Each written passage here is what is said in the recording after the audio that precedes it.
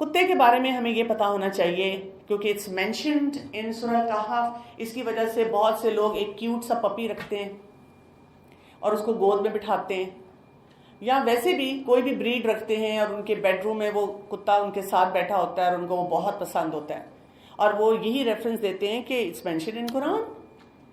وہ جو اصحاب کہف تھے ان کا بھی کتا تھا. So let us try to have clarity on this concept. So dog is a faithful animal. اس کو کہا گیا ہے کہ یہ ایک وفادار جانور ہوتا ہے. And Islam allows us to keep a dog for the purpose of protection. اور جو purpose of protection ہوتی ہے اس کے لیے وہ گھر سے باہر ہوگا. آپ واچ ڈاگ, گارڈ ڈاگ وہ رکھ سکتے ہیں. ہنٹنگ کے لیے کتوں کو استعمال کیا جا سکتا ہے.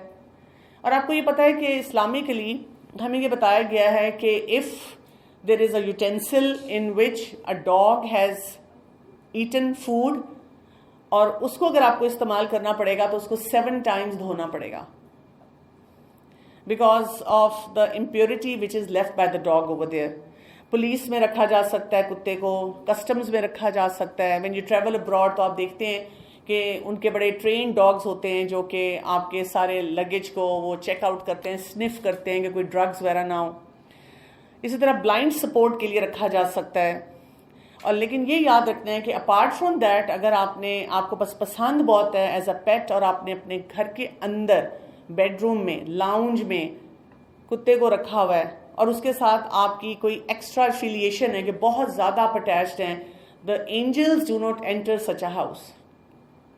Abu Hurairah رضی اللہ عنہ said that Messenger of Allah sallallahu alayhi wa sallam said, whoever keeps a dog, a qirat from his good deeds will be deducted every day. Like a mountain load of deeds will be deducted. دیکھیں ذرا Margalla Hills کو,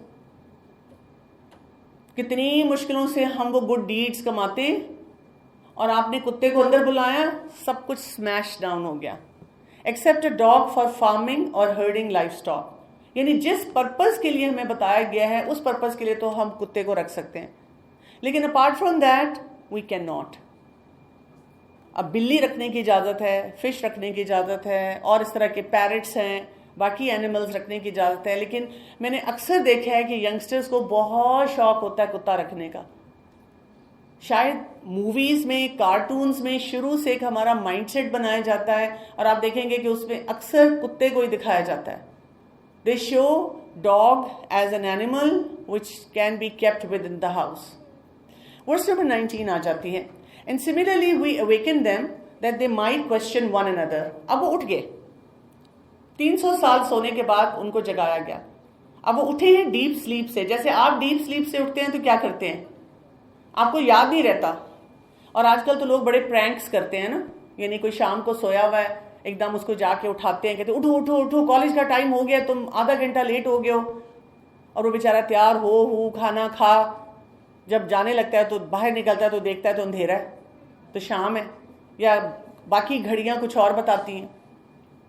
تو جب ہم deep sleep میں ہوتے ہیں تو ہمیں تھوڑی دیر کے لیے سمجھ نہیں آتی کہ ہم کدھر ہیں. تو ان کے ساتھ بھی یہی ہوا کہ وہ ایک دوسرے سے سوال پوچھ رہے ہیں. قال قائل منهم كم لبثتم. Said a speaker from among them, how long have you remained here? They said, we have remained a day or part of the day. قالوا ربكم أعلم بما لبثتم. They said, your Lord is more knowing of how long you remained. So send one of you with this silver coin of yours to the city and let him look to which is the best of food. Bring your provision from it and let him be cautious. And let no one be aware of you. اب جب وہ جاگے ہیں, پہلے تو آپس میں ایک دوسرے سے بات چیت کرتے ہیں, کیا ٹائم ہوا ہے, they have lost the time frame, پتہ نہیں ہمارے گھر میں کیا ہو رہا ہوگا. they have no idea کہ اتنے 100 سال گزر چکے ہیں. اور وہ کیا کرتے ہیں فائنلی کہ let's not get into this discussion. Coin دیتے ہیں ایک کو اور اس کو کہتے ہیں کہ جاؤ اور سب سے پہلے ہمارے لیے کھانا لے کر آؤ. اور کھانے کے لیے بھی آپ دیکھیں جو ان کی پوری پرسنالٹی اس میں ریفلیکٹ کرتی ہے, وہ کیا کہتے ہیں, ازکا طعامن, پاکیزہ کھانا, not junk food. They did not say کہ let's order something junk. یعنی مجھے بہت زیادہ حیرت ہوتی ہے کہ whenever we are eating something تو ہم کہتے ہیں کہ جنک منگائیں, جنک فوڈ منگائیں, ماما جنک کھا سکتے ہیں. मामा भी कहती है हाँ मेरा प्यारा बेटा, इतने दिनों से तुमने ऑर्डर नहीं किया, खा लो जंक, बेकार खाना खा लो और अपने सिस्टम में तबाही फेर लो। और फिर हम कहते हैं कि पता नहीं मुझे ना एंजाइटी और डिप्रेशन क्यों होता है, I think my parents are to suffocating. What you need to study is gut brain access. पढ़ा है आप में से किसी ने? पढ़ा है? यस, नो पढ़ें gut brain access. There is lot of focus on gut brain access now, and they say that your gut is your second brain. Why? Because whatever you eat is ultimately transformed into neurotransmitters, chemicals, hormones in your body, and the quality of food that you take in is going to determine what kind of neurotransmitters you are going to release. So जी आपने junk खाया तो वो जो neurotransmitter बन रहा है वो भी जंक है, उसकी भी वो क्वालिटी नहीं है। और वो जब जंक आपके ब्रेन में जाएगा, वो वाला हार्मोन और न्यूरोट्रांसमीटर आपके ब्रेन में जाएगा, वो सेरोटोनिन जाएगा, वो डोपामीन जाएगा, वो ऑक्सीटोसिन जाएगा और बाकी जितने भी न्यूरोट्रांसमीटर्स हैं वो जाएंगे। तो वो आपके थॉट प्रोसेस को भी बुरा करेंगे, जंक करेंगे, एंजाइटी देंगे, डिप्रेशन देंगे और वो आपको कंपेल करेंगे कि मजीद बेकार खाना खाएं और मजीद बेकार काम करें। तो यहाँ पे आप देखें कि ईमान हमें एक और चीज सिखाता है when ever you working on your faith, और वो क्या है? Healthy eating, good lifestyle. आप देखिए दे डिडंट हैव टू से, they could have just said कि देखो हम इतने प्रॉब्लम में, इतनी टेंशन में, इस वक्त तो कोई मजे की चीज खानी चाहिए, पिज्जा लाओ, बर्गर लाओ, 2 मिनट नूडल लेकर आओ, वही बना लेते हैं, बड़े मजे के लगते हैं, मसाला ज्यादा ले आना, फिजी ड्रिंक जरूर लाना, उसके बगैर तो खाना हजम नहीं होता, पता नहीं इतनी देर सोए हैं तो एनर्जी नहीं आ रही, एनर्जी ड्रिंक ले आना। यानी आप सोचें कितनी बेकार चीजें हैं, लेकिन दे वर सो cautious that they said Azka तआमन, they said we want pure food and we want हलाल option. Some wise person said you tell me what you eat and I will tell you what kind of a person you are. आपका खाना पीना determine करता है आप कैसे इंसान हैं।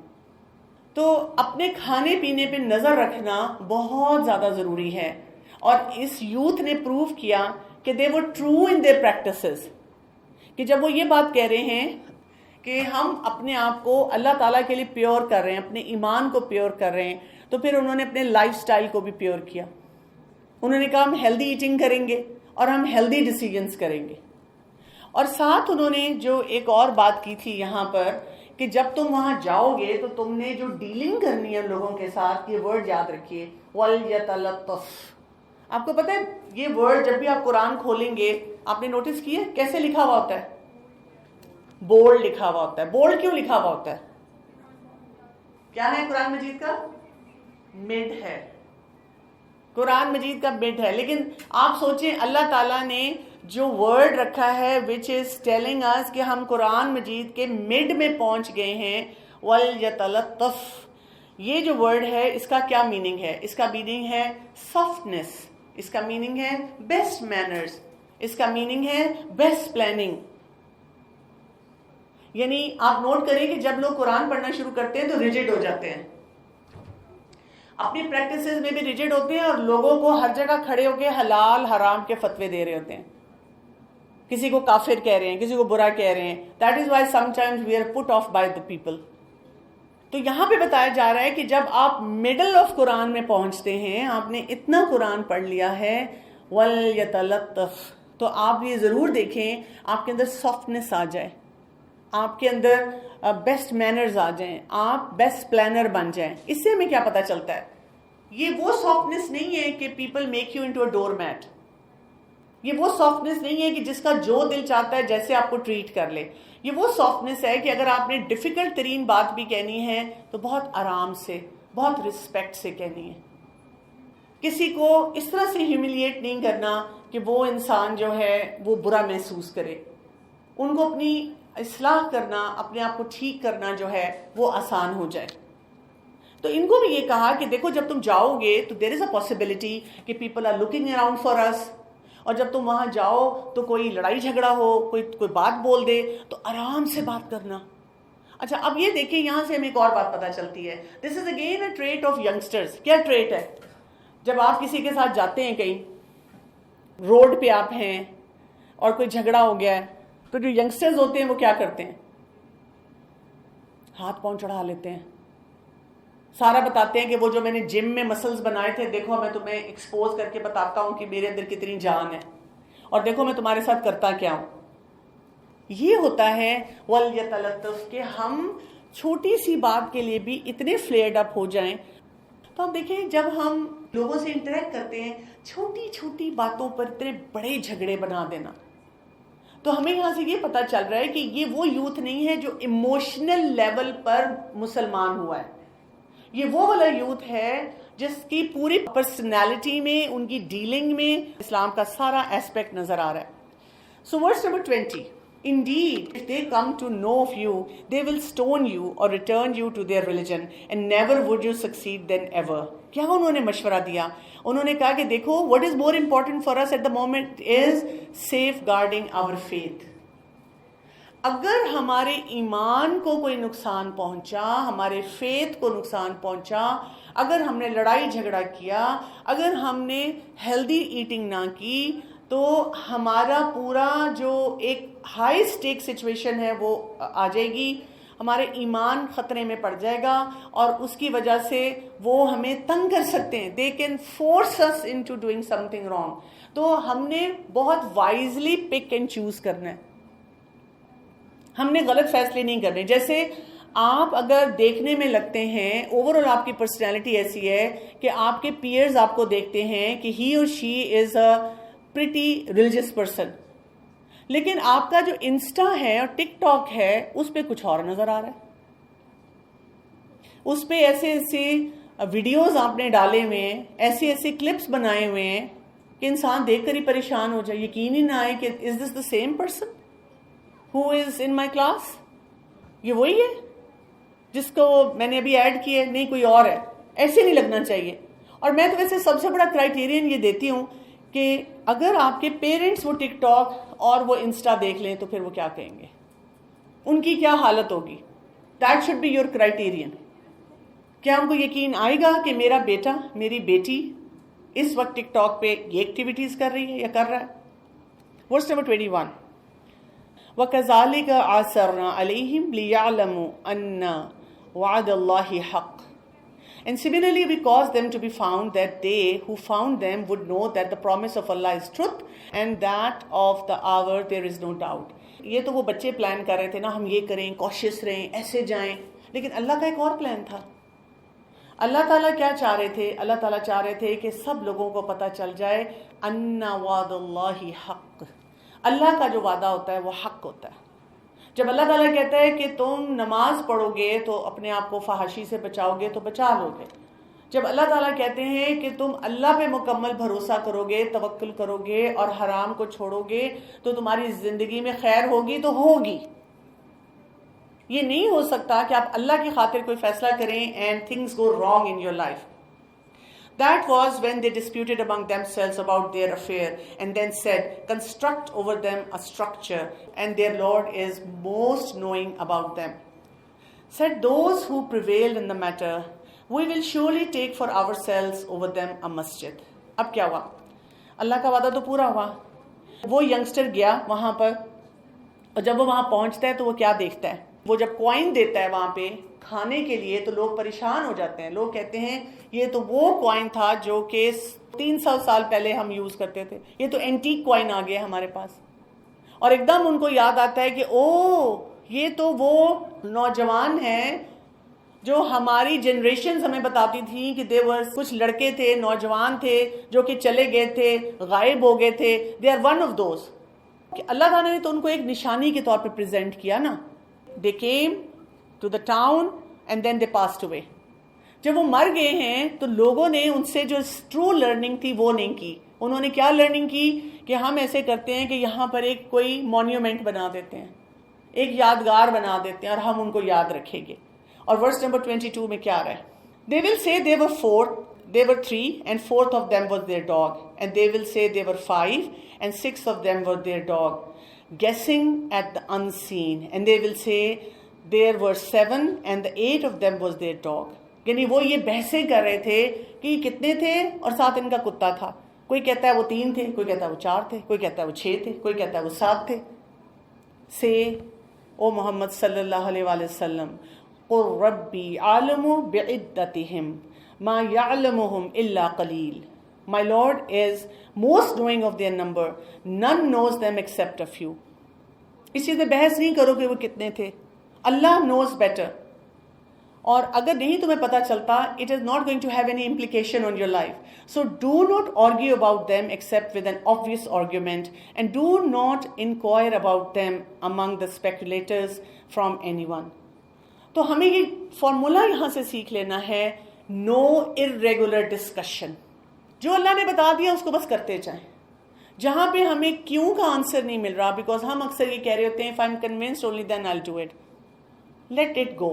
اللہ تعالیٰ has not thought of it as important کہ ہمیں اس کی پوری انفارمیشن ملے. Verse number 23.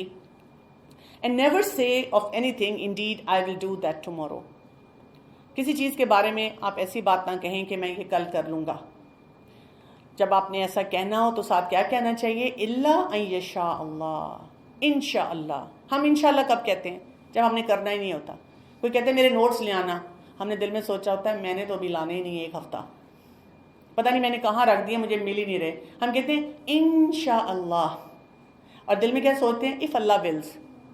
تو مجھے نہیں ملے, میرا دل نہیں چاہ, تو بس اللہ کی مرضی نہیں ہے. If Allah wills, and remember your Lord when you forget it, and say, perhaps my Lord will guide me to what is nearer than this, to the right conduct.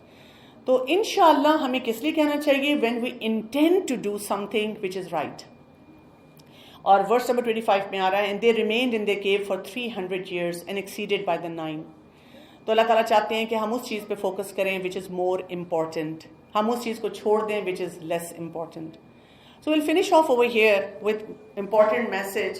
پوری اپنی لائف سٹائل کو transform کرنے کی ضرورت ہے. This is the lesson we learn from this story. سبحانک اللہم و بحمدک, اشہد لا الہ الا انت, استغفرک و اتوب الیک. السلام علیکم و رحمۃ اللہ وبرکاتہ.